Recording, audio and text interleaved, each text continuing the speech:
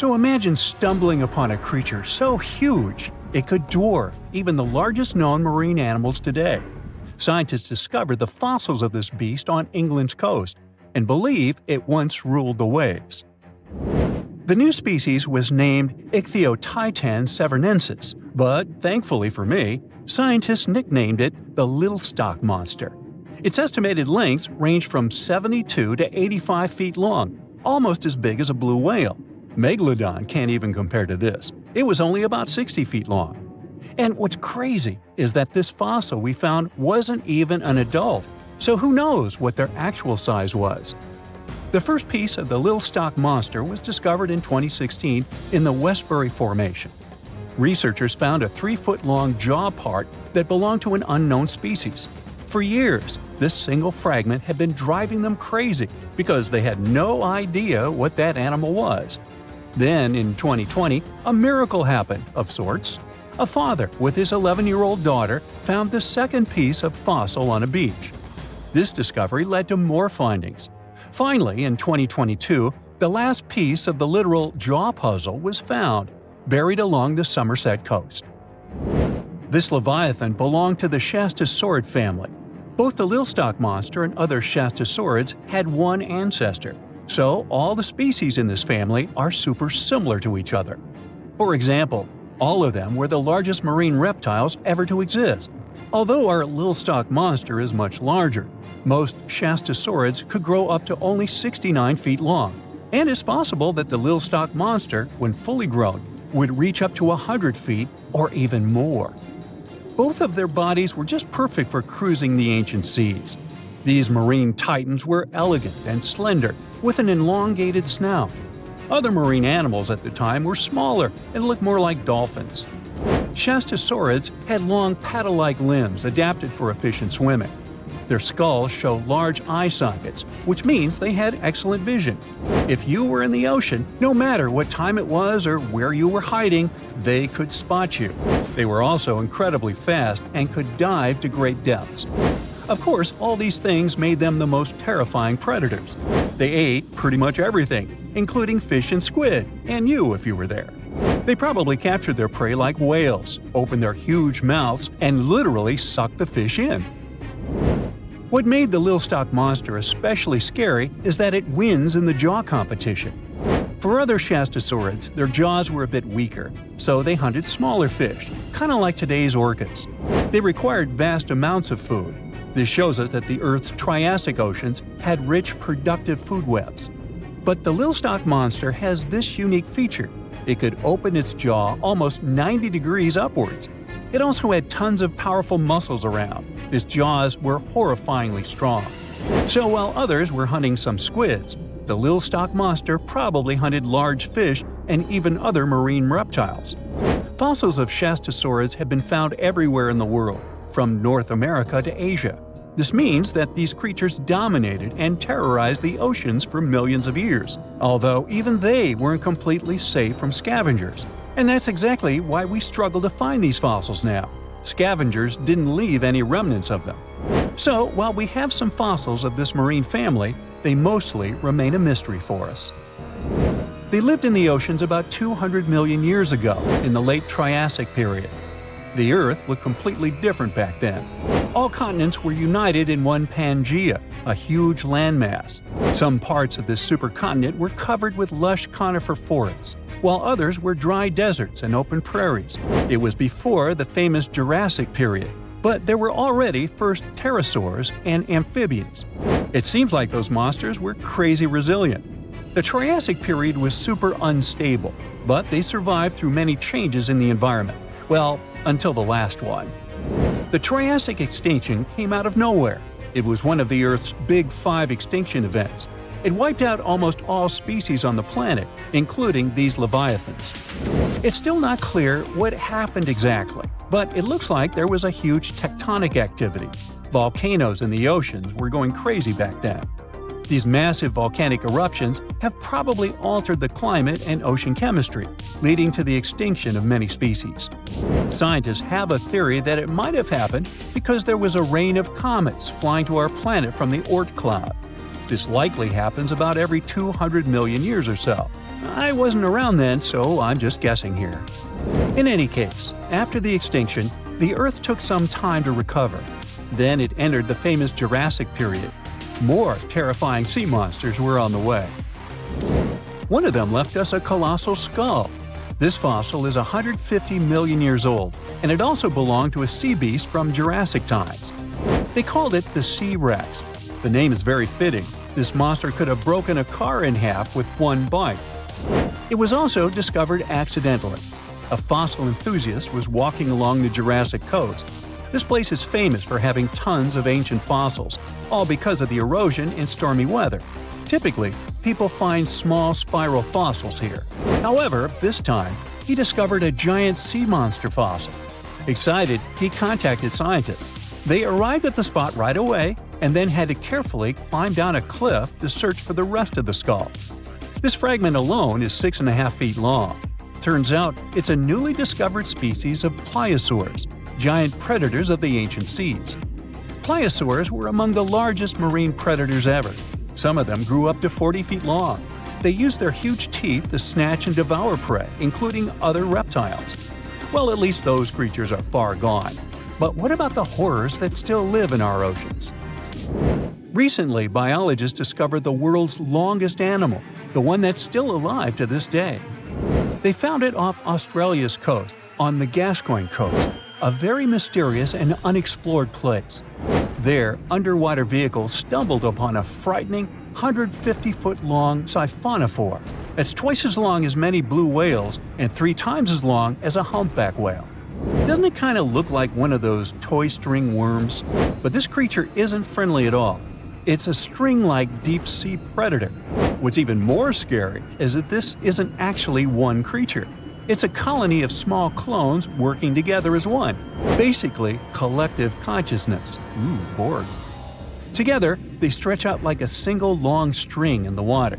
This creature might be the longest siphonophore ever found, and it was discovered at a depth of around 2,000 feet. Siphonophores, similar to jellyfish, capture their prey by dangling stinging tentacles in the water. When their tentacles touch small crustaceans and fish, they get paralyzed, and then they're reeled up to the colony's body. Expeditions to Western Australia's underwater canyons were definitely worth it. Together with that siphonophore, scientists have discovered up to 30 potential new marine species. Among them were a new octopus or squid, a long-tailed sea cucumber, glass sponges, and giant hyroids, colonies of animals resembling upside-down jellyfish. None of them have been seen before in Australia. But most of them weren't as scary as the one that was recently discovered in the Gulf of Mexico. This creature is straight out of a sci-fi thriller, a 26-foot-long mangapinna squid or bigfin squid. It was discovered near an offshore oil rig at a depth of more than 7,800 feet. It has incredibly long elastic tentacles, which can be 15 to 20 times longer than its body. It holds them at right angles to its body, making it look even creepier, almost as if it has elbows. And yes, it's another deep-sea predator. These 10 tentacles probably help the squid trap their prey and drag it onto the seafloor. We barely know anything about this extraterrestrial-looking creature because they're very hard to find and study. And if you think their tentacles are awful, just check out these creatures with 20 arms. This thing looks like a facehugger. This new species is lurking in the frozen depths of Antarctica. Experts were searching for cryptic sea animals known as Promachocrinis, or Antarctic feather stars. They're kind of similar to starfish and sea cucumbers, but have an otherworldly appearance and can live up to 6,500 feet below the surface. It's called the Antarctic strawberry feather star. Despite its pretty name, its appearance is anything but cute. It has a bizarre strawberry-like body from which 20 spindly arms branch off. Its coloring ranges from purple to dark reddish, and the arms all have different lengths and thickness. Ooh. Who knows how many more of such scary creatures we'll discover in the future? So, a mysterious discovery was made deep in the Red Sea, the so-called death pools. Woo, that's scary. In 2020, researchers embarked on a dive into the Red Sea. The mission spot was in the Gulf of Aqaba, between Saudi Arabia and Egypt. Near the end of their expedition, as they ventured deeper into the darkening waters, They noticed some strange seaweed floating above the seafloor. They decided to use a remotely operated vehicle and investigate it. Suddenly, they discovered these strange, motionless lakes of water within the sea. These are called brine pools. They're basically pockets of salty water deep on the ocean floor. And when I say salty, I mean it. Sometimes they're up to 8 times saltier than the ocean water itself. Mysteriously, they don't mix well with the surroundings. They formed millions of years ago, sometime during the Miocene epoch, back when weird creatures roamed the earth, like me, and deeply buried mineral deposits dissolved into the water. The largest pool spans about 170,000 square feet. Meanwhile, 3 smaller ones are under 107 square feet each. At first, this discovery didn't seem that scary. But here's why they're so horrifying. Not only are they disgustingly salty, they also lack oxygen. Now hold on a sec, isn't that normal for something that's underwater? Well, it turns out the Earth's waters are full of oxygen, and at least half of this element on our planet comes from the oceans. Just like plants on land, marine plants such as phytoplankton, seaweed, and algae munch on sunlight and produce oxygen through photosynthesis. They release lots of it into the surroundings. Marine life then eats half of it, so only about a quarter of the oxygen that we breathe actually comes from the oceans. Just like us, sea creatures need this element to survive. Without it, they can't breathe and support their metabolism to live. That's why these pools are super dangerous for most of them. It's like a puddle of thick syrup for bugs. When they get in, the poor things immediately suffocate and pass away. Which is why the pools are surrounded by a graveyard of marine animals. But let's see how these things can exist in the first place. Have you ever tried making ice cubes from salty water? Spoiler, it's pretty hard. When you add salt, the water gets harder than usual to freeze, a phenomenon that has a funny name, freezing point depression. Oh, that's because salt interferes with the hydrogen bonds between water molecules. As it finally freezes, stuff like particles, dirt, or dissolved salts get pushed out to the sides. As a result, the salt's kind of squeezed out of the ice crystals and gets trapped near the edges in small bubbles or pockets. Something similar happens in the ocean when seawater starts freezing under super cold polar caps. The salt doesn't freeze with the water. Instead, it gets pushed out, forming a super salty cold liquid, the brine. And then it sinks down to the ocean floor. On a large scale, all this process also helps currents to form. Despite being so dangerous, the pools are still full of microbial life, because microbes couldn't care less, they'll survive anywhere. There are literally thick mats of them in the brines. There are also some salt-loving creatures, like shrimps and eels, hovering around the pool's edges. They're being super creepy, waiting to catch unsuspecting prey that ventures too close to the toxic death pool. Ew. Well, it sounds icky, I know. But this discovery gives us some fascinating insights into how life might have originated on Earth. We already know from the evolution theory that we came from the ocean, but now scientists think that life might have begun in the deep sea in some super dark, oxygen-free places. These brine pools are like time capsules. They're one of the closest things we've found to the early Earth. They can tell us the planet's history of earthquakes, floods, tsunamis, and more. For example, they have some traces of rainfall that happened over 1,000 years ago. And they can also help us search for life on other water-rich planets. For example, Mars most likely used to have huge oceans on it. Now, NASA scientists want to send a special instrument called HABIT for a special red planet mission to study things similar to our brine pools. This will tell us more about how life appears and survives in the universe. There is lots of unexplored fascinating stuff like this in the Red Sea. That's why scientists conducted the so-called Decade Expedition and spent around 5 months exploring the place. This expedition was launched by the National Center for Wildlife. They made so many remarkable discoveries that now we've got 77 new research papers. For example, they found over 10 blue holes, incredible underwater sinkholes that host unique ecosystems. They also learned that dolphins can use those blue holes to protect their young from predators. Scientists also found traces of great white sharks, a creepy community of deep-sea lanternfish living in low oxygen conditions, and even a new coral species. It's the most resilient deep-sea corals that also vibe just fine without oxygen. like microbes we mentioned. Speaking of which, research also showed us some new ancient thermal vents and large blobs of microbial formations near Fearsome Island. Now, can you believe that with all that, we only explored 5% of the ocean? It's divided into several layers based on depth. Each layer becomes darker and more isolated from sunlight as we go deeper. The places that no sunlight can reach are terrifying. Now, the fun, cute layer with dolphins and turtles is called the epipelagic or sunlight zone. It's so tiny, but even this layer is about 650 feet deep. Then we have the mesopelagic or twilight zone. It's the layer of mysterious octopus, shark, and other loners, which extend to about 3,000 feet down. And then the horrors begin after this one. We encounter the bathypelagic or midnight zone. It extends to 13,000 feet below the surface, about a half of Everest above you. Here we have the famous poor blobfish, squids, and anglerfish. Below it is the abyssal zone. It extends to about 20,000 feet deep. Since there's not much sunlight or oxygen, as we mentioned, most creatures here are quite small, like tube worms and shrimp. The darkness continues until we arrive at the scariest place of the planet, the place full of trenches formed by tectonic plate movements, the Hadal Zone. It's named after Hades, the deity of the underworld in Greek mythology. Just like Hades' realm is dark, remote, and guarded, the Hadal Zone is the deepest and most depressing part of the ocean.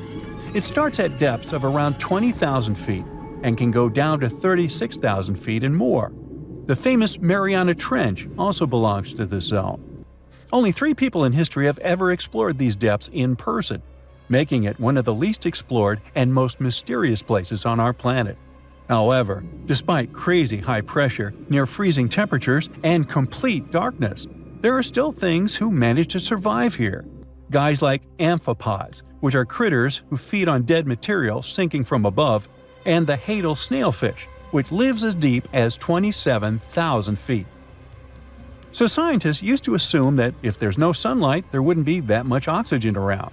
But one day, a research team decided to measure the levels of oxygen in one of those deep zones. Surprisingly, the levels were super high. They checked the equipment thinking that it was malfunctioning, but nope, all the sensors showed the same thing.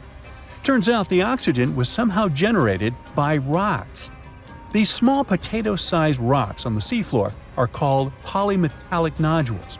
They're rich in metals like copper, nickel, and cobalt, and they're basically like small batteries. When you put a battery in salt water, it can produce bubbles of gas, a process called electrolysis. In the same way, these rocks create tiny electric currents, which are powerful enough to produce the same gases, splitting water molecules into hydrogen and oxygen. It's the first time we saw oxygen being produced by some non-living minerals. This is what scientists now call dark oxygen. It turned out that about half of large marine species, or megafauna, were living just on dark oxygen alone. All these discoveries are reshaping our understanding of where and how life could evolve. It means that we might be able to find life on other planets or satellites with low oxygen conditions, like Enceladus and Europa, the moons of Jupiter and Saturn, and they have large bodies of frozen water on them. Wow! There are plenty of fish in the sea. Some of them look totally like Nemo or Dory. Then there's the butterfly fish and fancy guppy, which is indeed really fancy. And then there's… What on earth is that? I would definitely not pay for a diving experience to see this guy. The anglerfish has the unofficial title of the ugliest animal in the world, but I wouldn't dare to break that news to it. There are more than 200 species of anglerfish currently swimming somewhere in the gloomy depths of the Atlantic and Antarctic Oceans, up to a mile below the surface. Some of them prefer different living conditions, the shallow tropical environments. Different kinds of anglerfish vary in shape and size, from the famous black sea devil to frogfish, monkfish, footballfish, goosefish, batfish, and sea toad. The larger ones can be half as long as a full-sized bed, but most are less than a foot long. Since the choice of meals where these guys live isn't that huge, they had to come up with a unique hunting strategy. They don't waste their priceless life energy on following prospective prey. Instead, they use a piece of dorsal spine that sticks above their mouths like a fishing pole, hence the name of the fish. There's a sac of bioluminescent bacteria that glows brightly in the dark at the end of that rod. The light lures prey, and all the anglerfish has to do is wait, and then enjoy its lunch delivered right to its mouth. Their bodies are pliable and huge, so they can easily swallow prey twice their size. Deep-sea anglerfish eat whatever they can find. Species that live in more shallow water aren't picky either, and can eat anything from shrimp to snails and small fish. Only female anglerfish have the cool fishing rod feature though. So what about their males? Finding a soulmate deep under the sea isn't that easy. I mean, literally, there's no light down there. Plus, there are frigid temperatures and low oxygen levels. Anglerfish can't afford to go on many dates in those conditions, so they mate for life. And before you go aw about it, I have to tell you, they do it in quite a special way. Male anglerfish are much smaller than their ladies. The contrast is so striking that when researchers first got interested in their love life, they thought those males were actually the offspring, or larvae, hanging out next to their moms. Certain anglerfish male species have receptors that alert them that there's a female nearby. After they mate, the male bites into his woman and stays attached to her head, belly, near her tail, and other areas he can access. While they morph together forever, the female fish gets the male's cells, DNA, and reproductive organs, but loses her immune response cells. The male gets free permanent housing and nutrition. Given the current real estate prices, it sounds like a dream. But that accommodation is shared by up to 8 males, and they can't move out if they ever feel like it.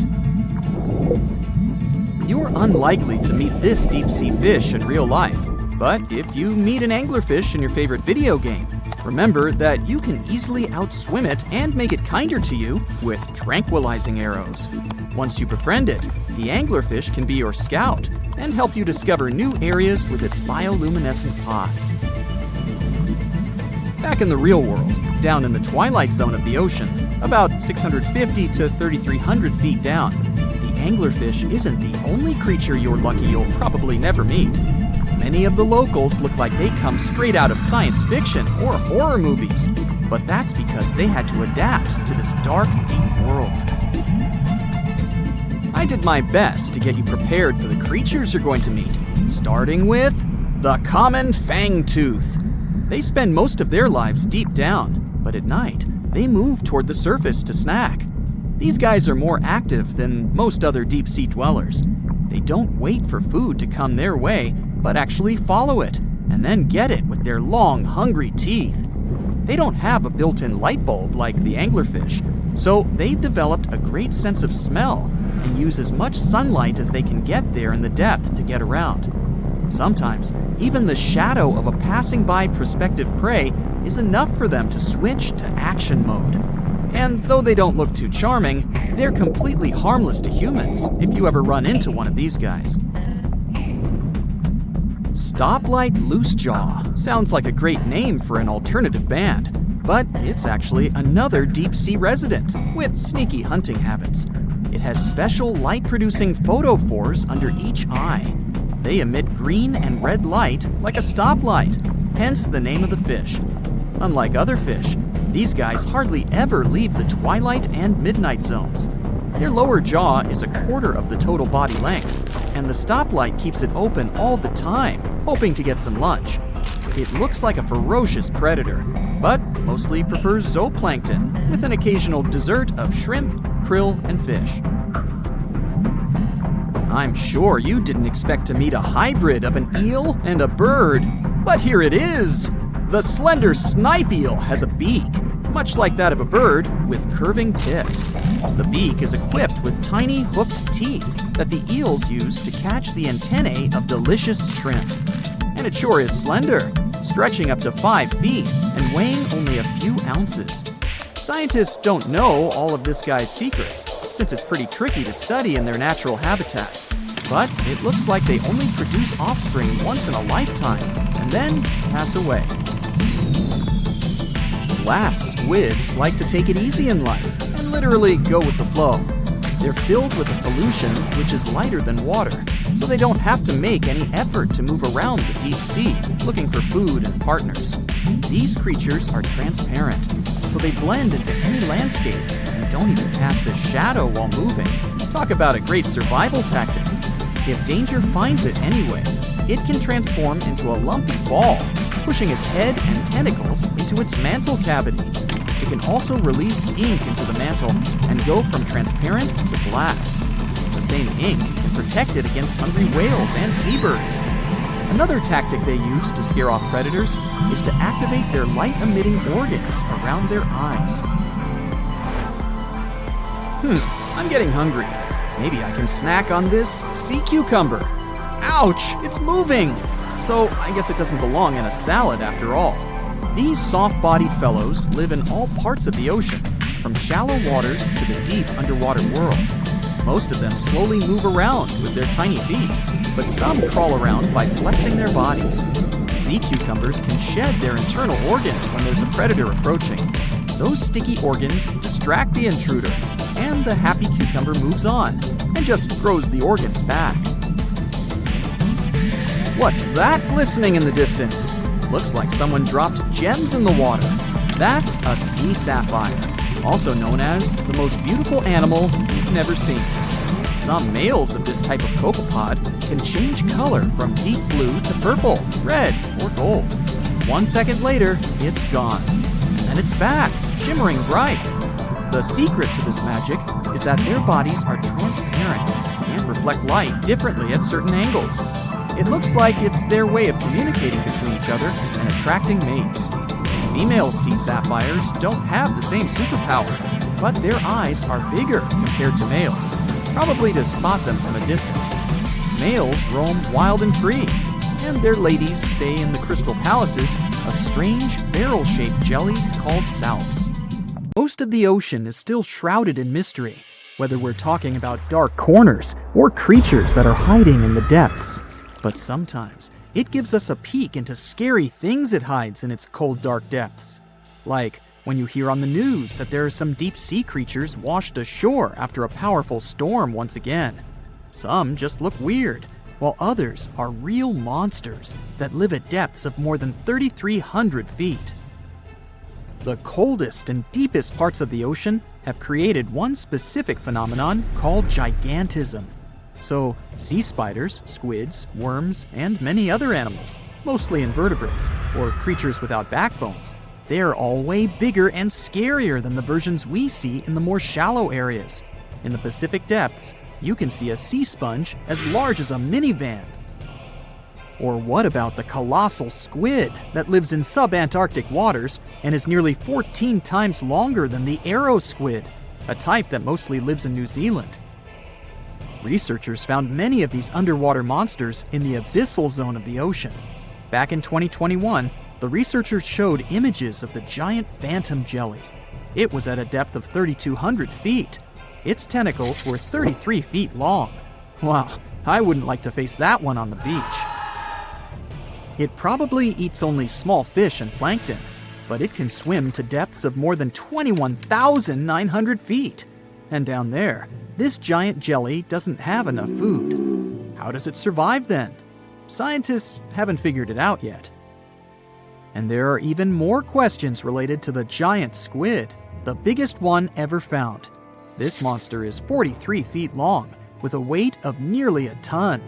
Imagine if those tentacles would grab your car, or something like that. They would smash it like it was a toy. There's no light in the abyssal zone. Sun rays just can't penetrate that deep. So there's no algae or underwater plants there. Local animals mostly eat snow. Marine snow is not like the regular one you build a snowman with. It consists of any small flakes or remains that fall from the surface of the ocean. Maybe even some leftovers that animals up there couldn't eat. So it's not much. But apparently, it's enough for very large creatures that hide deep down there, like giant squids. Squids that generally live at such depths don't bother going after their prey. They just wait until the poor animal swims right up to their long tentacles and falls into a trap.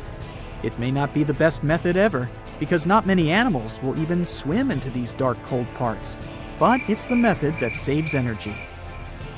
A giant squid eats only 1 ounce of fish daily, which is approximately 45 calories.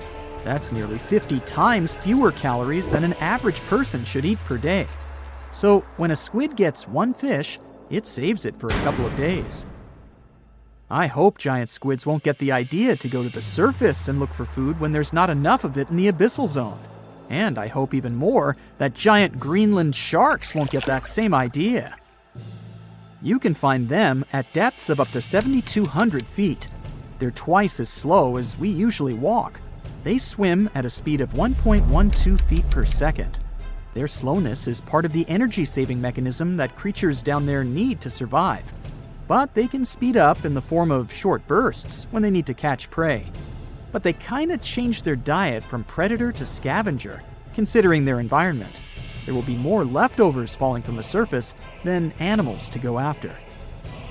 Greenland sharks grow just 0.4 inches per year, and they're mostly 20 feet long, which means they live for a very long time, sometimes up to 400 years. They also have a slow metabolism, and that's one of the main factors for their long life, too. Greenland sharks like to spend their time in cold waters. They're adapted to that, since their tissues have specific chemical compounds that prevent the forming of ice crystals all over their body. That means they have some sort of natural antifreeze. So what makes them so big? Scientists are still not sure, but some theories try to explain it. There's this thing called Kleiber's rule that says bigger animals tend to be more efficient. Just take a small fish and compare it to a whale with a mass hundreds of times bigger. The whale has a greater metabolism. It conserves energy more efficiently and loses less of it to the surroundings through heat. Moving on, bigger animals can ingest bigger prey. They're more likely to go through tough issues in their environment or defend themselves from predators going after them. Also, the body gets bigger when temperatures are lower. The Greenland shark is a perfect example. So are giant sea spiders. Sea spiders are generally common, and you find some very small ones at 0.04 inches.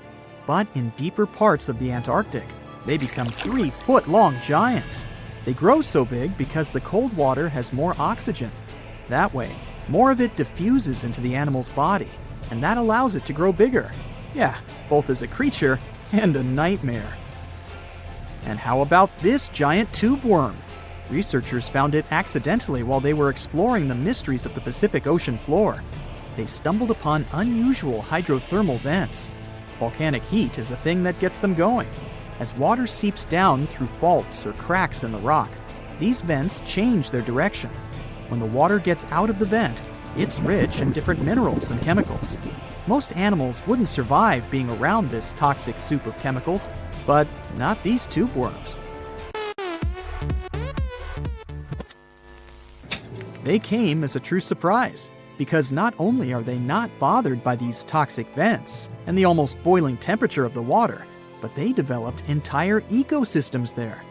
They're unique because they don't need sunlight to survive. Instead, small bacteria are their main source of energy.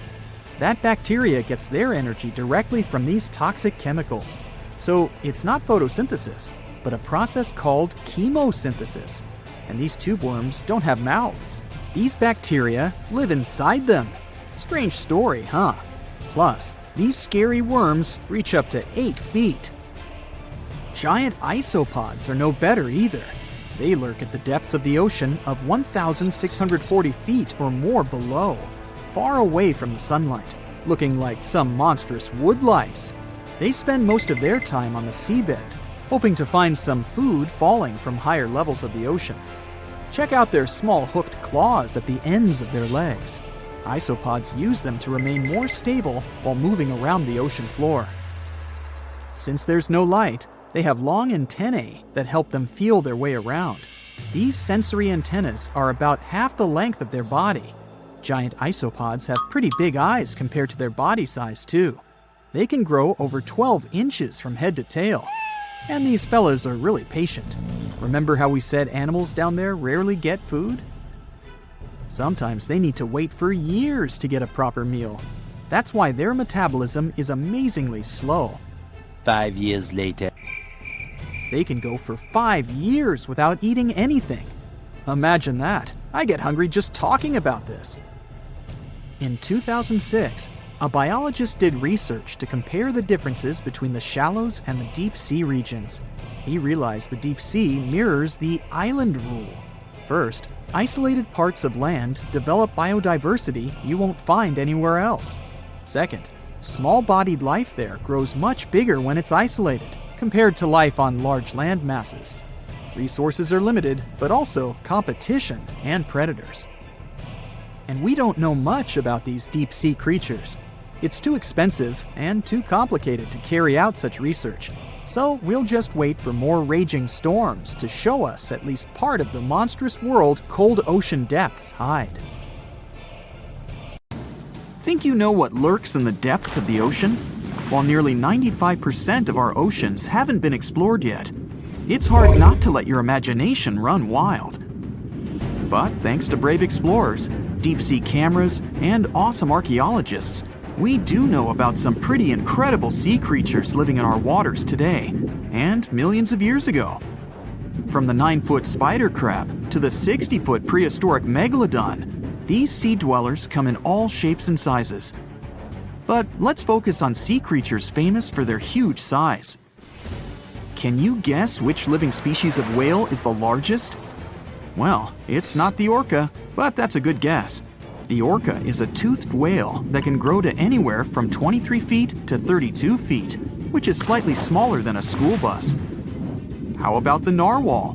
Nope, they're not the biggest either. These unicorns of the sea live mainly in Arctic waters and only grow 13 feet to 20 feet in length, and that's including their 9-foot tusk. Tired of guessing? Okay, I give in. The largest whale that still exists today is the blue whale. At a jaw-dropping 82 feet to 105 feet, the blue whale is not only the biggest whale we know of, but is currently the largest animal to have ever lived on Earth. Seriously. These animals are bigger than a T-Rex, and even the prehistoric Megalodon. If you were to put a blue whale next to a school bus, it would look like it could swallow it. Think about that. According to National Geographic, a blue whale's tongue can weigh the same as an elephant. And their hearts can weigh as much as a car. That doesn't even sound possible. It's no wonder these giants need to eat about 4 tons of krill every day. While there aren't too many animals living today that can compete with the blue whale's epic proportions, there is an entirely different species that is a good contender, and it's not quite what you would expect. It's a jellyfish. No, I'm not talking about the little jellyfish that wash up on the shore and ruin a perfectly good day at the beach. I'm referring to the lion's mane jellyfish, the biggest jellyfish around. This invertebrate can grow up to 120 feet long. They also come in different gorgeous colors like red, purple, or even shades of orange. As if their length wasn't impressive, the lion's mane jellyfish boast a whopping 8 sets of 70 to 150 tentacles. That means they can have up to 1,200 in total. And here's the giant oceanic manta ray, the largest type of ray in the world. Their wingspan can be longer than a bus. These guys can reach 30 feet in length. They also have the biggest brain compared to body size among all fish. Unlike their stingray cousins, mantas don't have venomous tails. And while the lion's mane jellyfish and the blue whale are yet to be beaten for the longest sea creature, there is one marine creature that can grow even larger in length. The Portuguese Physalia physalis, tentacles and all, can reach a length of 165 feet long, and that's according to mentalfloss.com. While this thing may look a lot like a jellyfish, it's actually known as a siphonophore, and there are hundreds and sometimes thousands of them that are genetically identical. Their long tentacles help the organism catch prey, and its sting is fatal to most animals, even humans in some cases. What's even creepier is that if one of the tentacles comes off the organism for whatever reason, it can float around the water for days before decomposing. Even if it's detached, this tentacle can still sting you. But don't go running out of the ocean just yet. Your chances of being hurt by a Portuguese Phacelia phasalis sting are pretty slim. However, if you do get stung, the side effects aren't pretty, with welts, stomach cramps, an elevated heart rate, and an upset stomach. While you don't want to go anywhere near these long creatures, they sure are pretty to look at. Check out all those colors. The Shastasaurus is the biggest marine reptile that has ever existed. These predators lived during the late Triassic period, about 210 million years ago. These amazing giants could reach lengths of up to 69 feet and weighed more than 75 tons. This made the Shastasaurus as heavy as a blue whale. And if you could stand this creature up vertically, it'd be as tall as a 7-story building. Despite appearances, the Shastasaurus was actually pretty slim for its size. Its ribcage was only 6 feet across. You'd think that this big guy was chowing down on other dinosaurs, but that's not the case at all. This reptile survived on a diet that consisted of small fish and cephalopods, like octopuses and squids. The Albertonectes is a bright representative of the plesiosaur family, meaning that this marine reptile had a small head on an incredibly long neck and large flipper-like limbs that helped it move through the water. These creatures occupied the seas around North America 76 to 70 million years ago. The length of this sea monster could reach 38 feet, with its neck taking up 23 feet of that length. Its neck was a true record breaker. It had a whopping 76 bones in it. No other animal known to humankind has had so many vertebrae in its neck. Scientists aren't sure why they needed such a lengthy neck. They might have used it to collect shellfish off the seabed, or perhaps it helped them capture their main prey, fish and squids. This aquatic reptile also had gastroliths in its stomachs. Some of them were as big as 5.5 inches in diameter. The Tylosaurus belonged to the mosasaur family. It dominated the shallow seas of North America about 85 to 80 million years ago. This was an enormous predator, with the biggest representatives reaching 45 feet in length. It had a narrow hydrodynamic body with a blunt, powerful head that the animal used to ram and stun its prey. Its body was equipped with agile flippers and a long tail decorated with a maneuverable fin. The Tylosaurus was a carnivore, and its diet included not only fish, turtles, and small sharks, but also other mosasaurs, plesiosaurs, and flightless birds. Meet Ophthalmosaurus. This prehistoric reptile thrived during the late Jurassic period and lived in oceans all over the world. Ophthalmosaurus weighed somewhere around 6,000 pounds and grew to approximately 16 feet long, according to newdinosaurs.com. That's about the same length as the beluga whale that exists today. It's too bad these guys went extinct before we had a chance to see them ourselves, as their cartoonish wide eyes and dolphin-like features are pretty darn cute. Of course, the Ophthalmosaurus evolved over time to become ophthalmologists, or eye doctors that we know today. No, that's just a lie. Just testing you. The Mosasaurus is a truly gigantic predator that dominated the seas all over the world about 66 million years ago. According to fossil evidence, some specimens could be more than 50 feet in length. This fact makes the Mosasaurus the biggest marine carnivore of its time. One of the most terrifying things about this creature was its crocodile-like head, decorated with literally hundreds of razor-sharp teeth, neatly organized in 2 rows on both jaws. The thing is that it was pretty challenging for the Mosasaurus to grab its prey in the water. That's why it had all these teeth, plus something special: pterygoid teeth anchored to the bones on the roof of its mouth. This made hunting and holding onto its prey much easier. The Styxosaurus belonged to the plesiosaur family and lived during the late Cretaceous period, around 85 to 70 million years ago.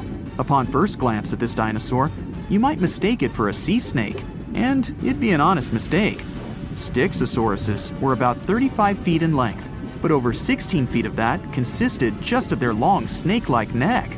They had a comparatively small body and weighed approximately 4 tons. Their mouths were full of razor-sharp cone-shaped teeth that they used to catch fish. They didn't need to chew their prey, thanks to the 200 small stones called gastroliths in their bellies that probably aided in digestion. At the same time, some scientists believe that the Styxosaurus used these stones to sink to the ocean bottom in search of particular types of fish. Looks kinda like Nessie to me.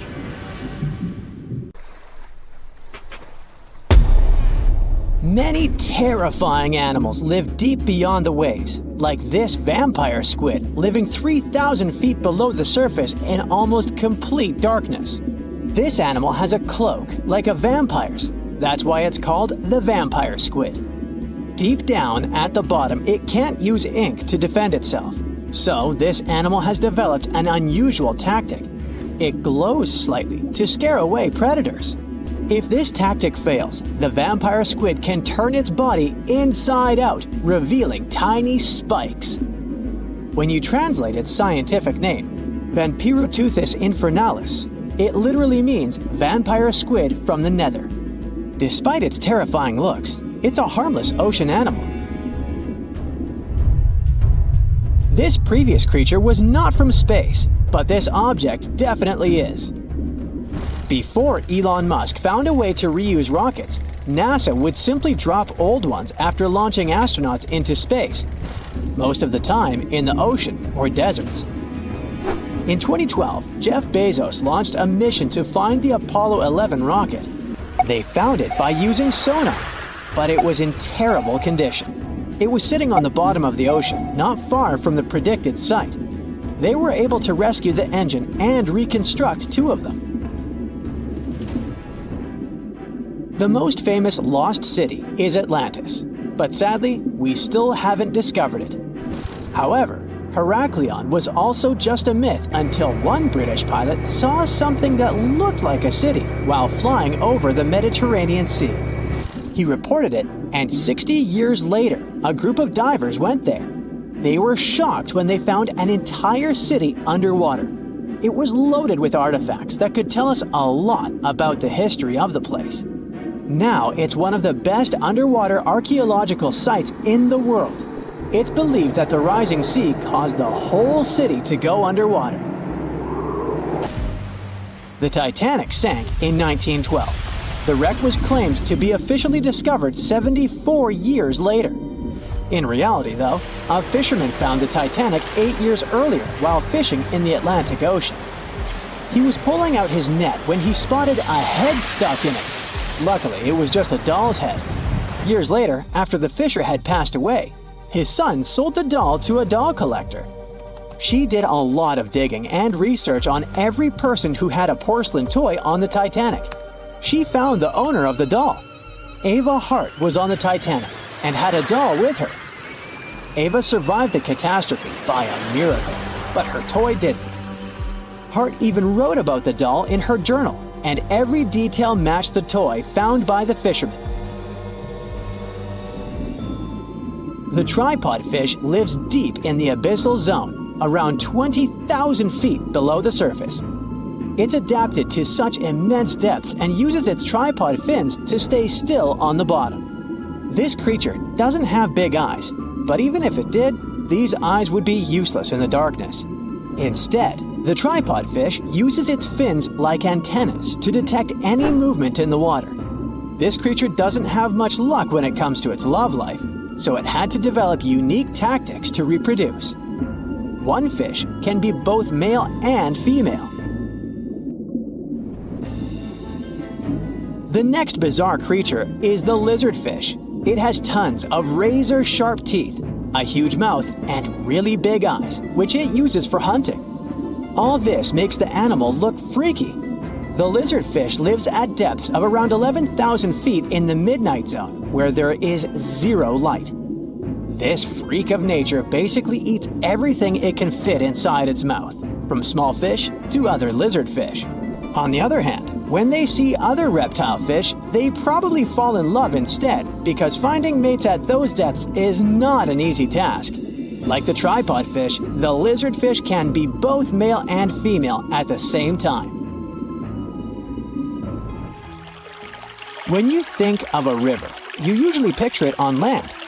Still, nature is quite unpredictable, and it created a river flowing under the ocean in California. It's running at a depth of around 2 miles. This river has everything that an ordinary river has: sunken logs, trees, and rocks. And despite its uniqueness, it's not the only one in the world. There are also others in the Amazon and Greenland. A terrifying creature was discovered near Angola's coast by a remote operating vehicle. It looks like it doesn't have a head or a body. It was sitting at a depth of around 4,350 feet below the surface. After doing research, scientists concluded it wasn't anything from a sci-fi movie. It was just a cluster of siphonophores stuck together. In 2015, some random guy was diving in Caesarea, and something shiny caught his eye. He reached out, grabbed it, and realized it was a gold coin. After that, he examined the bottom and found out that there were many more. He reported the incident to the local authorities, and they concluded that he had found Arabic treasure. The coins were made of solid 24-karat gold and were a few thousand years old, but due to the perfect salinity and temperature, they looked brand new. The coins belonged to a ship carrying cargo. It was caught up in a storm and unfortunately sank. One of the weirdest things ever discovered was found in the Baltic Sea. It's an anomaly that looks as if it was created by a different civilization. It was discovered by Swedish researchers, and they basically had no idea what it was. They had to ask tons of other scientists for their opinions. When you look at this formation from above, it's 200 feet long and looks exactly like a fallen spaceship. It's hard to believe that it's a natural formation, but spoiler alert, it's totally made by nature because the Baltic Sea has gone through many erosions throughout history. Most likely, the bizarre formation is the result of these processes. A group of divers in Madagascar were shocked when they found this 7-foot monstrosity of a knife on the seafloor. The speculation started immediately, and many said that the knife was from some giants that had fought megalodons and lived on Earth thousands and thousands of years ago. That could make a nice story, but the knife is most likely a movie prop that was lost at sea. One of the ocean's most bizarre animals is the frilled shark. It's believed that this fish is the reason for all those sea serpent stories that sea explorers of the past wrote about. These animals live pretty deep in the ocean, but sometimes they can be seen in shallow waters. It's super rare, but possible. The frilled shark has a big mouth sporting around 300 teeth. It also has a long body that looks like a lizard's, and it is truly a unique species of shark. Its prey can be half of its size because this shark's stomach is like that of a snake, and it can swallow huge fish or crustaceans. Spotting a few worms in your garden is no big deal, but after seeing a 26-foot long one in the ocean, you will make your wetsuit a little wetter. This worm is super rare, and it's completely harmless to humans. It's actually not a giant worm. It's a cluster of zooids that are stuck together in a worm-shaped formation. They usually only eat plankton, bacteria, and other tiny things that can be found in the ocean. Probably the scariest thing in the ocean that is 100% real is the magna pinna, which can be found at crazy depths of 20,000 feet below the surface. This monster looks like an underwater Slender Man, but it's just a squid with really long tentacles that can reach a terrifying size of 8 feet. This guy has only been seen a few times, and basically, we don't know much about this creature so far. In the past 30 years, scientists have made an incredible discovery of a new creature living deep beneath the surface of the ocean, and the name of the creature is the harp sponge. Now, if you're wondering why it took so long to come across this animal, then I might have the answer. These creatures typically hang out at a depth of roughly 11,100 feet beneath the ocean's waves. This sponge species was first discovered off the coast of California thanks to a robot that was sturdy enough to explore those crazy depths the ocean has to offer. This is no doubt an area of the planet where even the most benign-looking creatures can be potentially dangerous. But even scientists were surprised to find that this creature was more than just a sponge. Now, this might seem obvious, but the harp sponge got its name because its basic structure, referred to as a vein, is the same shape as a harp. Each vein is made up of a horizontal branch supporting several parallel vertical branches. But don't let the harp sponge's fanciful and amusing appearance or its non-intimidating name fool you. Yeah, the harp sponge is very much a deep-sea hunter. It has a unique ability to capture and envelop small animals using its rhizoids, short, thin fibers. With their help, the harp sponge clings on to the soft muddy bottom and catches tiny creatures that get swept into its branches by deep-sea currents. Uh-oh. Other sponge creatures often feed by pulling bacteria and bits of organic matter from the seawater and filtering them through their bodies. But not our harp sponge. Instead, it snatches its future meal with minuscule barbed hooks that cover each of the harp sponge's branches. Now, harp sponges prefer tiny crustaceans like crabs, crayfish, shrimps, and prawns. Once the harp sponge has one of them in its clutches, it envelops the animal in a thin membrane before slowly beginning to digest it. So, pal, what's eating you? Oh, Harpo? Too bad. Researchers believe that harp sponges use this method of feeding because there aren't enough nutrients that deep down. This makes traditional filter feeding less effective. Research has shown that the creature is still in the process of evolving. Early harp sponges, researchers found, only had 2 veins, but later, scientists discovered other harp sponges that had 6 veins. The harp sponge might have evolved this elaborate candle holder-like structure to increase its surface area.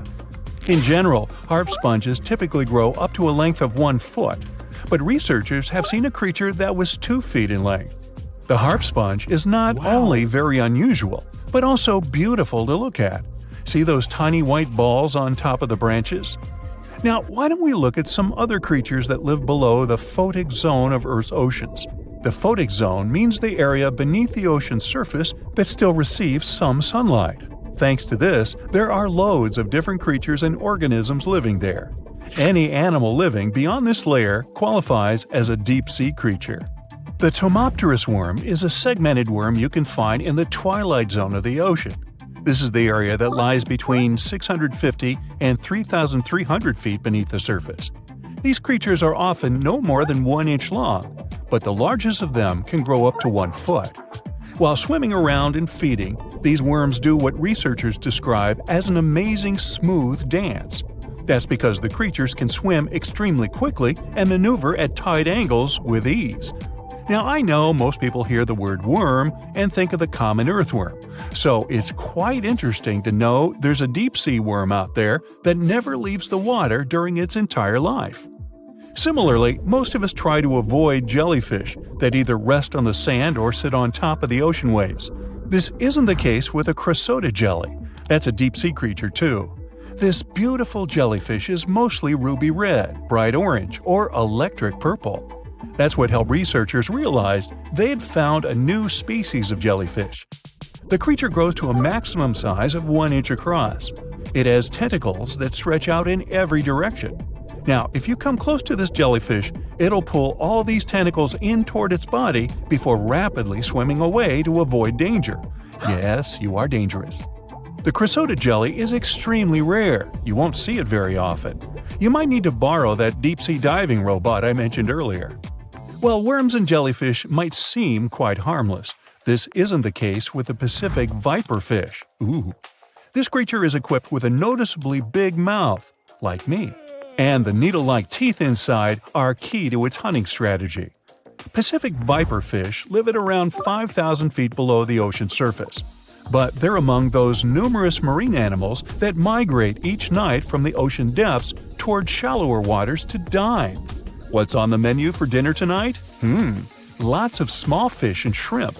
The creature can grow up to 12 inches in length. Its two front fangs, which stick up from the fish's bottom jaw past its own eyes, are especially dramatic.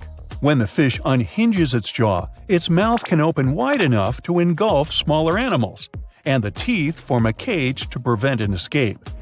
Now, have you ever seen an underwater creature that looks like a strawberry? Trust me, it does exist.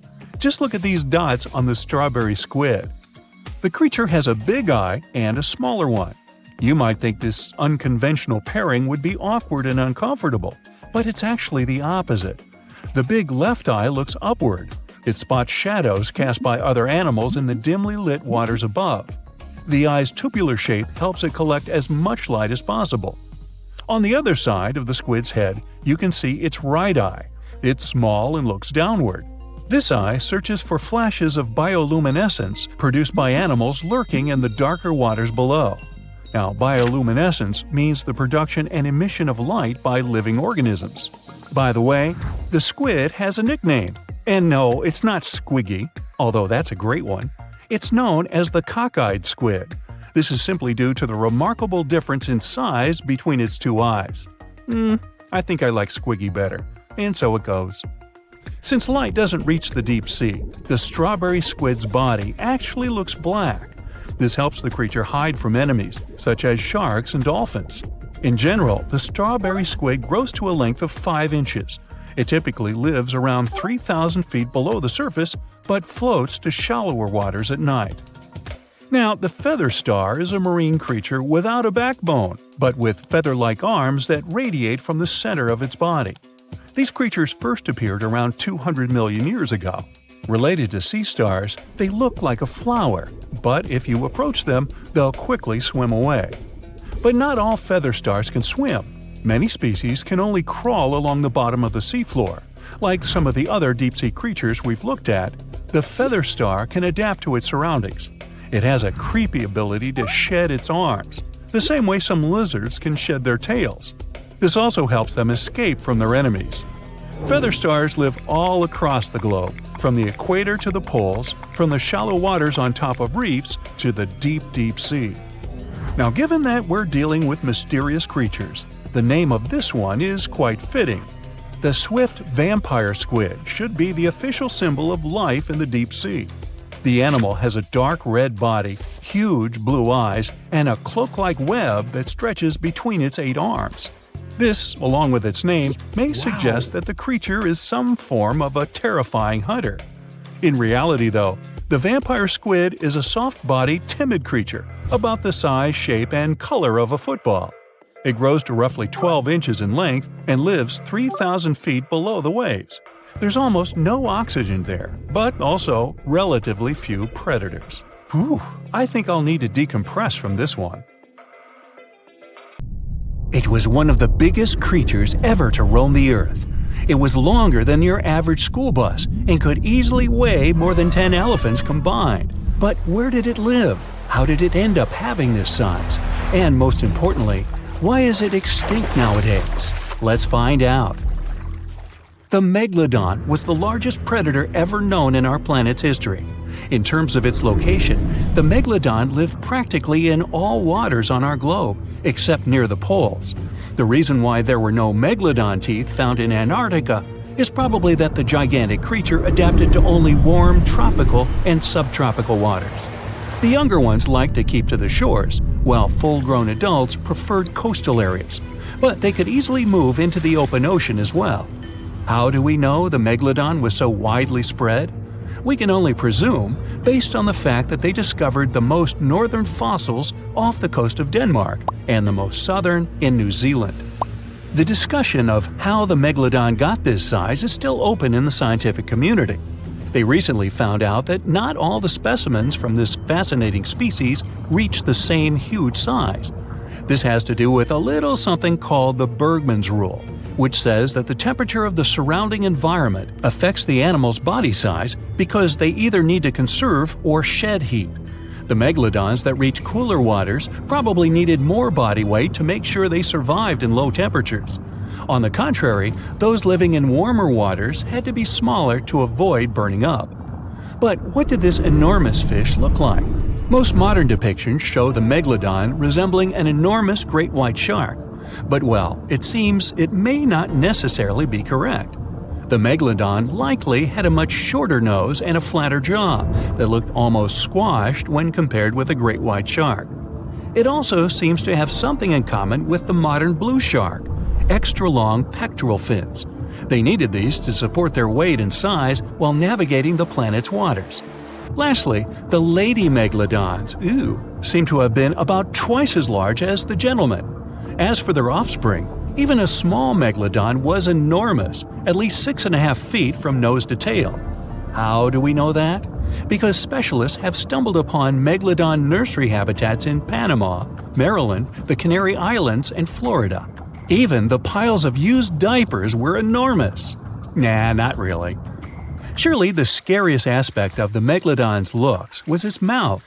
I mean, think about it. Megalodon had whales for dinner, so it obviously needed to open its mouth wide enough. Scientists have estimated that its jaw would span a mind-boggling size, 9 by 11 feet wide. Just to paint you a better picture, that means it could have easily gulped down 2 adult people side by side. Wait, which 2 adults? Those impressive jaws also feature 276 teeth. Based on modern reconstructions of the force of its bite, it looks like it may have been one of the most, if not the most, powerful animals of prey ever to exist. For comparison, humans can have a bite force of around 1,300 newtons. Today, great white sharks have been estimated to be able to bite down with a force of over 18,000 newtons. The Megalodon tops all the records, with an estimated power of bite up to 10 times greater than that. It could basically crush a car with very little effort. Its teeth were also pretty amazing. Similar to sharks, the Megalodon was fast in replacing its broken or worn teeth. With 4 or 5 rows of teeth in its mouth, it basically acted like a conveyor belt, growing back damaged or missing teeth within about 48 hours. This means that an adult Megalodon probably would have grown several thousand teeth throughout its lifetime. It was nice of them to do that, though, since it's probably one of the reasons why Megalodon teeth are so common in fossil records, and we're able to study them properly. To maintain its impressive physique, the Megalodon had to eat somewhere around 2,500 pounds of food per day. Can't wrap your head around that? Well, it was the equivalent of 1¼ cows per day to survive. It's like if you had to eat 3,300 cans of tuna every day. I've used the word Megalodon a lot, but have I mentioned where it comes from? When translated from Greek, it means giant tooth. Ah, those clever Greeks. However, this giant shark's full scientific name is a bit more complicated: Carcharocles megalodon. But are these gigantic predators actually extinct? We tend to believe so, but let's be honest for a second. We've come to know more about the surface of Mars than the depths of our oceans. Like, we've only explored 15% of our oceans altogether. Who knows what may be lying out there in the deep? Maybe some ancient predators? The Mariana Trench is the deepest oceanic trench on Earth. The Challenger Deep, its deepest part, is so deep that you could dip the whole of Mount Everest in there and it would still be over a mile above the surface. That's deep. If a Megalodon or 2 ever needed a place to crash, that would be a discreet enough location. However, the Mariana Trench is not a particularly comfy place to be in. Because it's cold and steeped in total darkness and all. The temperatures here are around 36 degrees Fahrenheit all year round. And to top it all off, the pressure is 1,000 times stronger than at sea level. So it's safe to assume that if any Megalodon is hiding in here, its teeth and bones might not be looking so good. Because of the intense pressure here in the Mariana Trench, proteins and calcium start to dissolve and disintegrate. That's why, for example, the Haddell snailfish, the deepest dwelling fish we've discovered, has evolved to feature flexible cartilage instead of bones. To survive here, the Megalodon would also need to learn to navigate in complete darkness. That means it would have to either become luminescent or evolve to grow massive eyes like the giant squid. While it may sound like an intriguing and good idea for a movie script, most scientists don't think it's possible. Why? Well, most of them say it's because of the Megalodon's size. Most foods that Megalodons like to eat live in shallow ocean areas and not in the deep, deep sea. Specialists believe that if these animals were actually still roaming our waters, there's no way we wouldn't know about it. They would need to come up for dinner every now and then, right? Their food is also the most likely cause of why the Megalodon is not alive anymore. While some specialists believe the Megalodon became extinct because of a drop in the ocean water temperature, most scientists suggested that the shifting food chain dynamics may have been more to blame. Why? Because at some point, there was less and less of its primary food source, baleen whales, and at the same time, the numbers of its natural competitors, like smaller predatory sharks like the great white shark and whales, increased. The Megalodon did live on this planet a lot more than we did, and way back when we didn't even exist yet. They were here for nearly 70 times longer than we, modern humans, have, inhabiting the oceans for around 20 million years. Homo sapiens appeared around 300,000 years ago.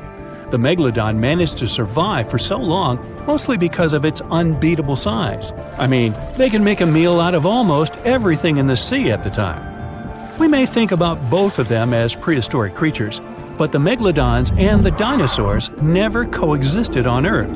The dinosaurs probably died out about 66 million years ago. Megalodons seem to have appeared a bit later. That's because the oldest Megalodon fossils we have yet discovered are from the Miocene epoch, which began 23 million years ago. So long, Meg!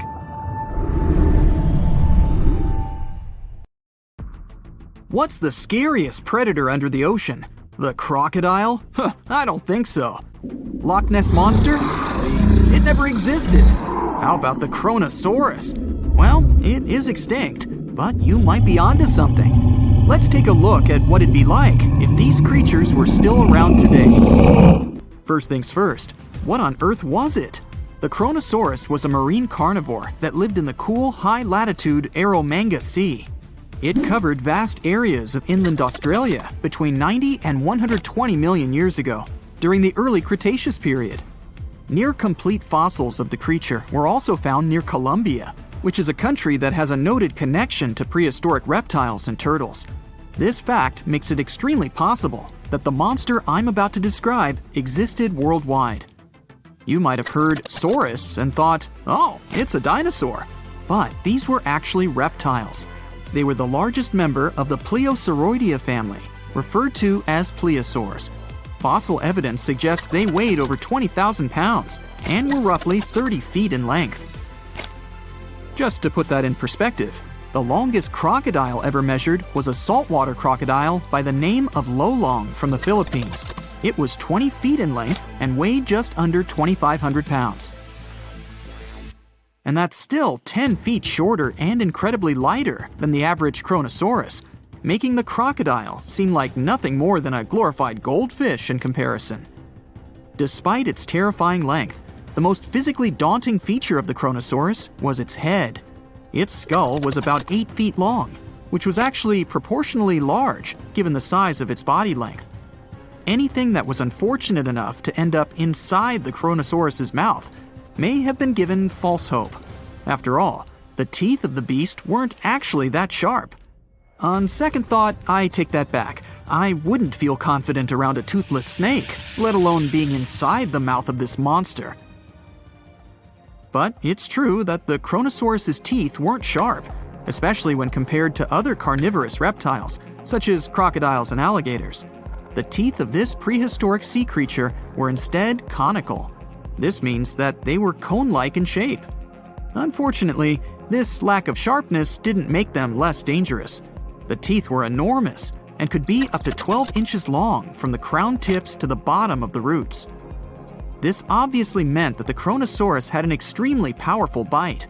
It was estimated to be up to 30,000 newtons, which is almost twice as powerful as the bite of a large saltwater crocodile. Because of the bluntness of their teeth, they weren't suited for twisting their prey once in their grasp, but the size and shape of the teeth made them perfect for simple open and shut biting. They would have had no problem crushing hard objects such as the toughest of shells any sea turtle could offer. Just like crocodiles, the Kronosaurus is believed to have had a short neck. This may have been an adaptation to allow the beast to successfully catch small, evasive animals. Their body, in general, was fusiform and streamlined. This means it was narrowed at both ends and had very little resistance to the flow of water. The Kronosaurus was also equipped with 4 paddle-like limbs. The hind limbs were larger than the front ones. They could span approximately 7 feet in diameter. All in all, this set the Kronosaurus up to effortlessly propel itself through the waters and be an ultimate predator. Predator X, if you will? That's the name that was given to the fossil of a creature discovered near Svalbard, a Norwegian island group, in 2009. The fossil was identified as a 50-foot-long, 100,000-pound monster with a bite force of 33,000 pounds per square inch. This might be the highest bite force of any known animal. Although Predator X is yet to be classified as any specific type of animal, it was definitely a plesiosaur like the Kronosaurus. And even if it wasn't Predator X, the Kronosaurus was still most definitely a ferocious titan when it roamed Earth's oceans. The Kronosaurus actually got its name from the Greek mythological figure of Cronus, the father of Zeus. Cronus was viewed as a titan from a generation of super powerful beings. So what was it that the Kronosaurus, this terrifying monster, actually feasted on to satisfy its appetite? This creature was known to eat sea turtles, squid, and other larger marine reptiles of that time, such as elasmosaurids and ichthyosaurs. This suggests that if crocodiles existed in the realms of the Kronosaurus, they too might have turned into lunch for the beast. There's evidence from the fossil remains of the Kronosaurus that suggests that they also feasted on sharks, which I know is a disappointment to those of you who view that beast as the king of the ocean. Not when the Kronosaurus was around, my friend. In any case, grounding all kinds of food into small pieces to help digest them would have been difficult without small teeth. This explains the presence of rounded stones found in many of the remains of these sea creatures. Researchers believe these stones may have been swallowed to control buoyancy or to help process food. It's also entirely possible they were accidentally swallowed while feeding on other animals from the seafloor. As if the Kronosaurus even needed to be a meanie with its already existing power and size, there's also evidence to suggest that it indeed might have been. It turns out that after using all its impressive attributes to catch its dinner, the Kronosaurus first liked to play with its food, like a cat does with a mouse. I guess since the hunt was so easy for them, they needed to get their fun from somewhere else. Well, I think now you should have a good idea about these creatures. So let's ask ourselves what it would be like if they were still around today. And by the way, why aren't they? Well, the Kronosaurus was completely finished off by the same KT meteor that took out the dinosaurs 66 million years ago. But even before this catastrophic event, they were coming under increased pressure from an even bigger and more vicious family of carnivorous marine reptiles known as mosasaurs. You can't always be a top dog, I guess, or rather, top marine reptile. But what if this never happened, and they were still roaming Earth? Well, this might be obvious, but can you imagine what kind of impact that would have on sea tourism? Based on the impact that famous movies about sharks and killer whales had, what do you think the presence of a Kronosaurus in the ocean would do to beaches? The very creature that would eat sharks and whales for breakfast. Beaches would certainly become a great place to go for a quiet walk, because nobody else would even be there. And what about such activities as boating, surfing, and scuba diving? You think anyone would dare try them, knowing that this 30-foot beast could be lurking beneath them? Let's give humans some credit and assume most of them wouldn't.